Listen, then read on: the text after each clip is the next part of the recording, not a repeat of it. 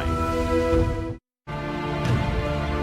News First, face to face with Jamal Ratnayaka. Hello there and a very good evening. Welcome to yet another edition of Face to Face, coming to you live and direct from our Newsfirst studios here in Colombo. Today is the 8th of April 2024. As always, bringing you Face to Face, I am Jamal Ratnayaka. Tonight, my guest on the show is no stranger to Face to Face. He is none other than President's Counsel M.A. Sumanthiran, Member of Parliament, representing the Tamil National Alliance. A very good evening to you, Mr. Sumanthiran. Welcome back on the show. Thank you. Mr. Sumanthiran, let me start off tonight's discussion asking you about a topic that is fast approaching. This is the SingleTamil New Year, and a lot of the people who are celebrating the SingleTamil New Year are gearing up to celebrate it amidst a myriad of hardships. However, proponents of the current government are saying that they will be able to celebrate this year's SingleTamil New Year much grandly than previous years. I want to ask you, first of all, your personal opinion. Will the people of Sri Lanka be able to celebrate the festivities in a more grand fashion compared to previous years? No, not at all. Most people are still suffering from the economic collapse. A lot of people have been laid off. The statistics show that a large percentage of people have cut one meal. Right. Those who had 3 meals have cut it down to 2 and 2 to 1. That continues. Soaring prices in relation to everyday goods, particularly if you have children going to school, they are unable to meet all those expenses. Certainly. So New Year, I mean they are looking forward to the New Year, hoping that at least in the New Year they'll have some kind of redemption, but they don't have the means to celebrate it as such. Right. So I want to come to another topic that we've been meaning to discuss today, and that is one of the private members bill that you are going to present to Parliament, and it is concerning the Employees Provident Fund. We know that's the largest social security scheme here in Sri Lanka. It came into the spotlight as well over the past few months concerning Sri Lanka's debt restructuring and so on. So I want to get into the nitty-gritty of the private members bill that you will be presenting in Parliament. What are the contents of that bill, and what does it hope to achieve, Mr. Sumanthiran? Well, over the years we've seen the Employees Provident Fund being abused. Right. This is the single largest fund in the country, and the fund consists of contributions made by private sector employees, employers on behalf of employees, and the central bank is a custodian of this fund. And being the custodian in a fiduciary relationship, they were obliged to make wise investments, etc. But over the years we found, particularly in the bond scam, we found that EPF is the one that has largely suffered as a result of huge frauds that happened in the country. Particularly, their investments in the secondary money market. Right. So now, when that happens, that information is not available at all for anybody to check, to see at what rate, and whether it's profitable, or whether the primary dealer is making unconscionable profits, etc. So my private members bill, which has now been gazetted on the 22nd of March this year, it merely compels the EPF to publish all of these details. There is the statement of legal effect, which is very simple, says the legal effect of the amendment is to ensure adequate and timely publication and disclosure of the information required to be published. And that information is all of these investments, particularly the secondary market information, must be published so that anybody can have access to that. This is absolutely crucial. Also now taking into account, as you said, the domestic debt restructuring targeted the EPF mainly, and those stakeholders in the EPF are effectively losing half of their investment compared to others who have bought securities in the market. Yes. So, this is very, very unfair. At least if the information is out there in the open, then there will be more transparency, and others will be, or rather the custodians will be little more circumspect about abusing this fund willy-nilly like they have been doing over the years. So, is there a particular reason? Is it purely because that there is lack of transparency that this fund has been abused over the years, or has there been any governance volatilities or vulnerabilities that has led to this? Yeah, there is a huge issue with regard to conflict of interest. I see. Now, particularly with regard to the debt restructuring, it is a monetary board of the central bank that actually devised the debt restructuring proposal. Okay. They themselves, wearing another hat, were the custodians of this fund. Right. They said this is voluntary participation in the debt restructuring.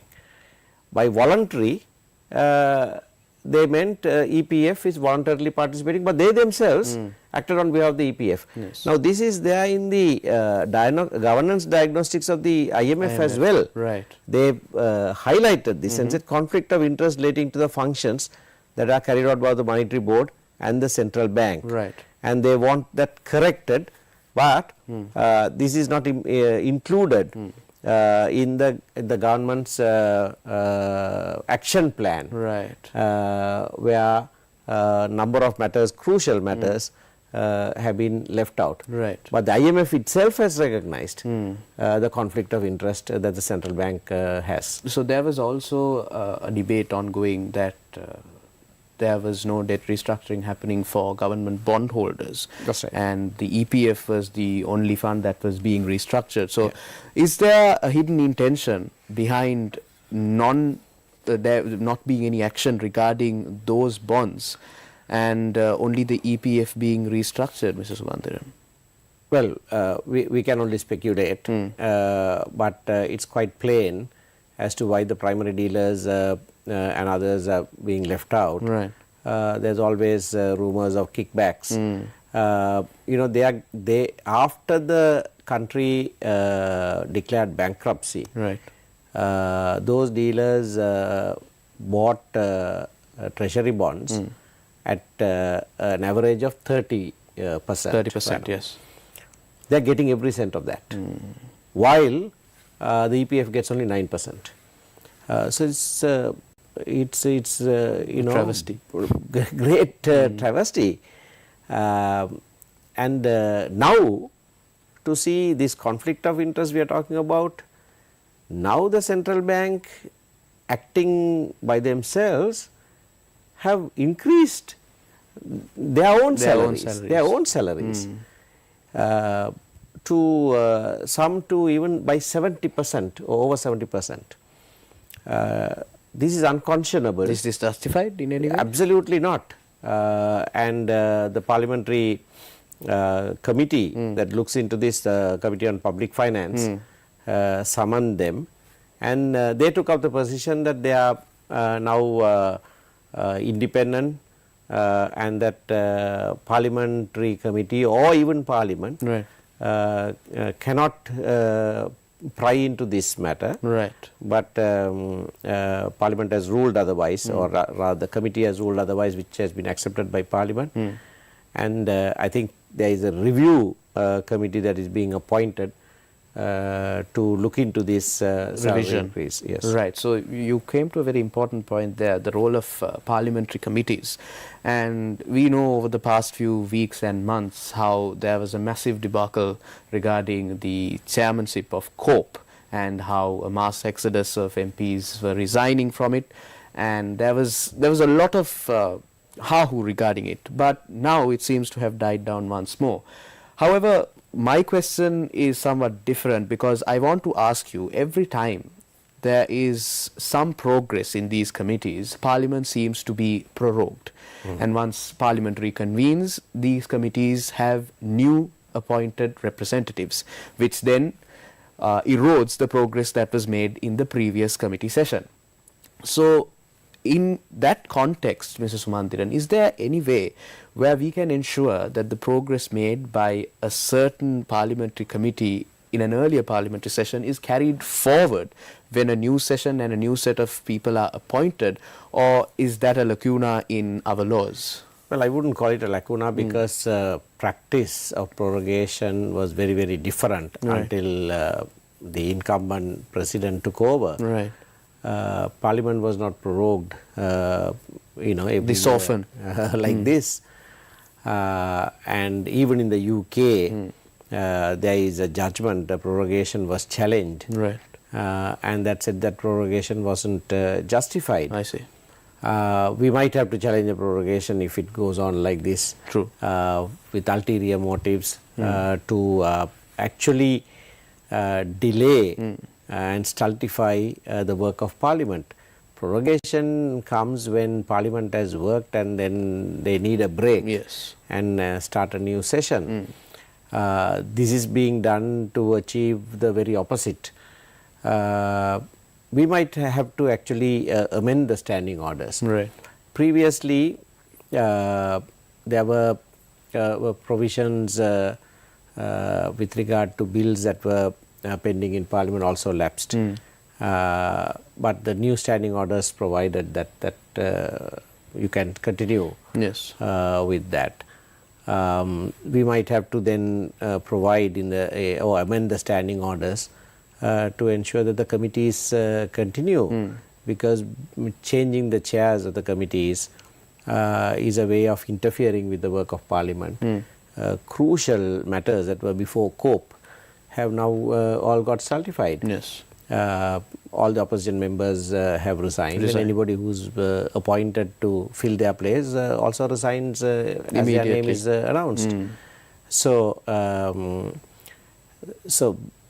based on the current issues, we may have to amend standing orders of Parliament. I see. So let's come to a more political stance.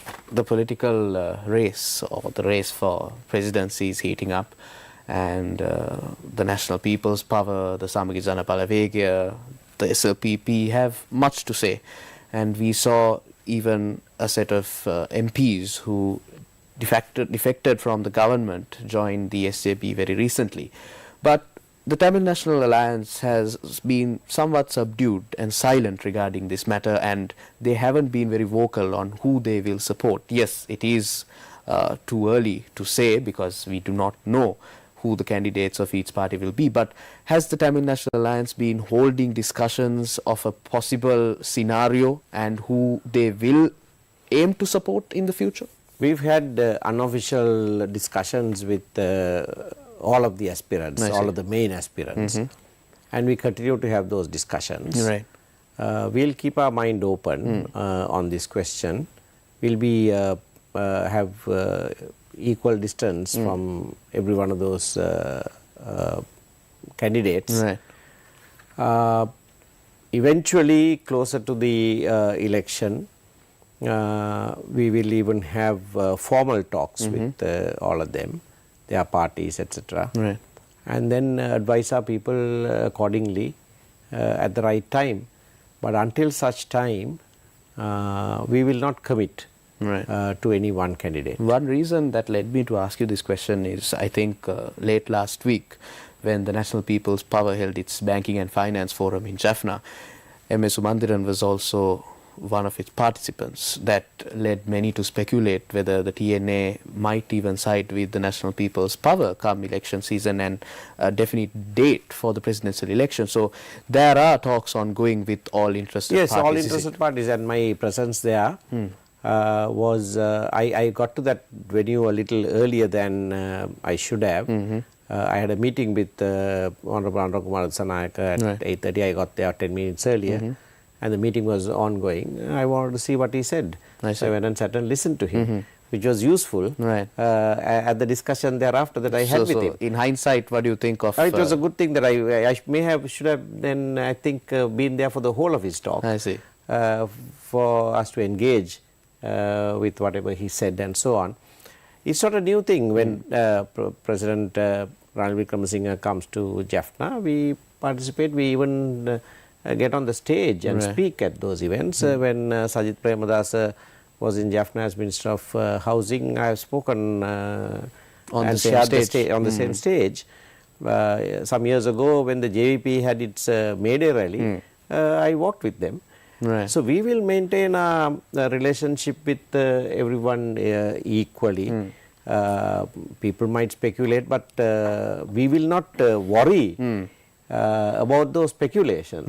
We will continue you will make to the right decision at the right time. Yes. So, Mr. Sumanthiran, in the interest of Sri Lanka and the whole region, I want to ask you regarding the growing concern of India, because Sri Lanka has started to trend once more in India, especially because of the Lok Sabha elections that are coming up, and the Katsutiu Island has become a huge talking point in India, especially after Prime Minister Modi accused Indira Gandhi's government of ceding the island to Sri Lanka in 1974. So I want to pick your brain on what your opinion is regarding this particular statement and how Sri Lanka should deal with it should India assert or make an assertion that it wants to regain the island. Well, I don't think it's going to be an issue between the two countries at all, and I don't think Sri Lanka should get entangled, unduly worried about that. This is an election issue in India. A blame game is going on. The BJP is accusing the Congress and the DMK of ceding Kachadevu to Sri Lanka 50 years ago. Now, in return, the DMK has then asked the BJP, then you were in power for the last 10 years, why didn't you take it back? So that's a matter between those two political parties, and I'm sure once the elections are done, that will be forgotten. But it does occur to me, since you asked me for my personal opinion, that a huge country like India making this din about such a small islet reminds me of a parable of a rich man who had over 100 sheep in his barn, and when somebody visited him, without taking one of his own to make a feast for his friend, he took the lamb that an old and a poor man who lived outside his house and made the meal. India is enormous. It has various islands stretching to Andaman and Nicobar, etc. Why should they be worried about tiny islet that is there? That's a settled issue, an internationally mediated and settled issue. Need not be broached again. So it's a pure election gimmick that's being played out. And I think we'll be well advised to just stay well away from that. So, speaking of election gimmicks and antiques when it comes to election season, here in Sri Lanka, the ethnic issue has been played out as one of the divisive or decisive factors that could make or break a certain candidate's attempt to become the president. And being a representative of the Tamil people in Sri Lanka, where do you personally stand on the national issue, and where does the TNA stand on addressing this national issue? Where do we start first, and who do you think has the best policies that align with what you envision for a more united Sri Lanka? I think the time is ripe to also put that matter at rest with a just solution. I am saying that because in the last parliament we made an attempt to make a new constitution. Yes. We participated in that. Mr. Sampanthan and I were part of the steering committee. Honorable Anurakumar Dissanayake and Vimal Ratnayake were part of that steering committee. Ranil Wickramasinghe presided over that. Right. We made long strides and came up with 2 interim reports. The second interim report also consisted of a draft constitution. Right. That all of us supported and presented to Parliament. Mr. Wickramasinghe himself presented it to Parliament in January 2019. Sajith Premadasa was part of that government. And in his election manifesto in 2019, he said that he will complete that process. Right. And subsequently, after Mr. Wickramasinghe became president, and he called for an all-party conference at the first conference, that is what Sajith Premadasa said. He brought all of those documents and said, here is an agreement. So I see all 3 main candidates agreed on some basics. So it's a good time to complete that task. Right. So unfortunately, while we had a very insightful conversation, that is all the time we have for Face to Face this evening. My guest this evening was President's Counsel M.A. Sumanthiran, representing the Tamil National Alliance, who is also a Member of Parliament. Thank you very much, Mr. Sumanthiran, for joining me as always and sharing your very candid views with me and our viewers at home as well. Thank you. It was a pleasure. And that's the way it was on Face to Face this evening. Do take care and have yourselves a great Monday night.